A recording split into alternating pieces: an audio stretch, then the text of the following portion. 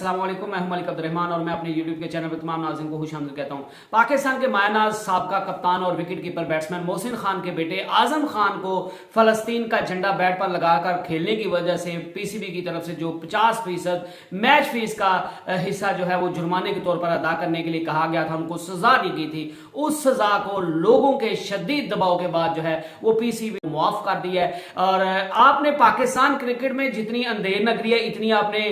कहीं अंधेर नगरी नहीं देखी होगी, और कहीं आपने सुना है कि जो क्रिकेट बोर्ड का चेयरमैन है वो उस कुर्सी के अहल ही नहीं है। और यही हुआ पाकिस्तान क्रिकेट बोर्ड के साथ। और पाकिस्तान क्रिकेट बोर्ड के मैनेजमेंट कमेटी के जो चेयरमैन है ज़का अशरफ, जो कि उनको दूसरी बार अब एक्सटेंशन मिल चुकी है। ज़का अशरफ जिनकी पोस्ट के लिए एक लाजमो मलजूम चीज है कि उस पोस्ट पर आने के लिए कम से कम जो है वो बंदे के पास बीए की डिग्री होनी चाहिए। उनके पास बीए की डिग्री भी नहीं है, वो बीए फेल है। और तो इस चीज के बाद जो है वो पाकिस्तान क्रिकेट बोर्ड में हलचल मच गई है, क्योंकि ज़का अशरफ जो है वो यही सोच रहे थे कि मे बी उनको जब फरवरी 4 फरवरी की टेन्योर खत्म होना है तो तब उनको मे बी और एक्सटेंशन मिल जाए। पाकिस्तान में अमूमन यही चलता है कि जो भी रूलिंग पार्टी होती है वो अपने बंदे को जो है वो पीसीबी का चेयरमैन लाती है। तो लेकिन ज़का अशरफ जो है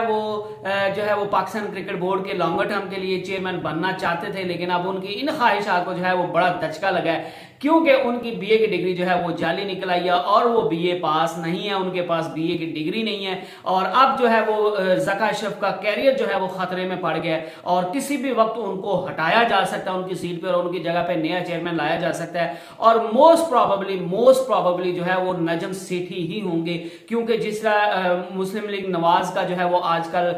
बोलबाला चल रहा है पाकिस्तान में, करीबी है वो नजम सेठी है। नजम सेठी को दोबारा लाया जाएगा और फिर वही उनकी जो है वो निगरानी में इलेक्शन कमीशन भी जो है वो मुकर्रर कर दिया गया है। मेहर से वो एक इलेक्शन कमीशन है, वो शाह खावर है शायद, उनको जो है वो इलेक्शन कमिश्नर मुकर्रर कर दिया गया और उनको पीसीबी के इलेक्शन जो है वो कंडक्ट करवाने के लिए कहा गया है। और उसके बाद पीसीबी के जो चेयरमैन है वो आपको ज़का अशरफ की बजाय नजम सेठी जो है वो बहुत जल्द देखने को मिल सकते हैं। और बात करते हैं कि आजम खान ने जो है वो पीसीबी के कोड ऑफ कंडक्ट की जो है वो खिलाफ वर्जी की थी। उनने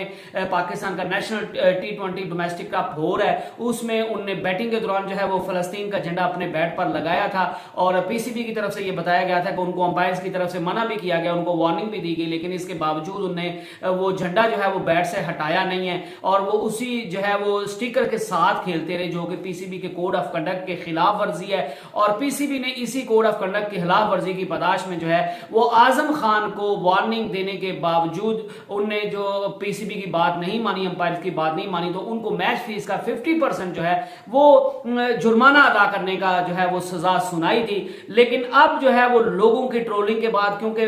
फलस्तीन के साथ मुसलमानों के सेंटिमेंट्स बहुत ज्यादा जुड़े हुए हैं, तो लोग जो है वो नसीम शाह जो आजम खान के साथ जो है वो हमदर्दी का इजहार कर रहे थे। इवन बाबर आजम ने भी कल ट्वीट की कि मैं जो है वो उनके आजम खान की जो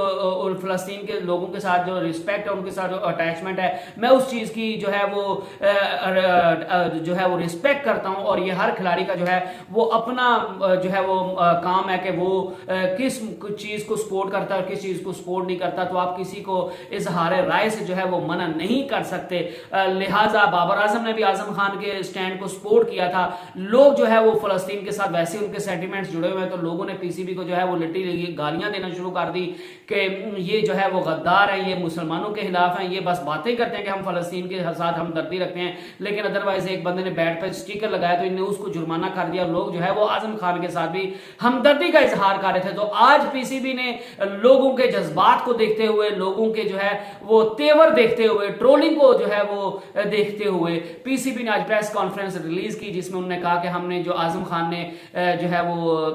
गलती की थी, उनने जो रूल ब्रेक किया था, हमने उनका दोबारा जायजा लिया और हम इस नतीजे पर पहुंचे कि हम उनके जो जुर्माना उन पर किया गया था, हम उस जुर्माने को जो है वो वेव ऑफ कर रहे हैं और अब आजम खान को कोई जुर्माना पे नहीं करना पड़ेगा, लेकिन उनको आइंदा इस तरह की चीजें ना दोहराने का जो है वो क्लियर कट अंदिया दिया गया है। तो ये आज की टॉप न्यूज थी। I hope you enjoyed the video. Allah Hafiz.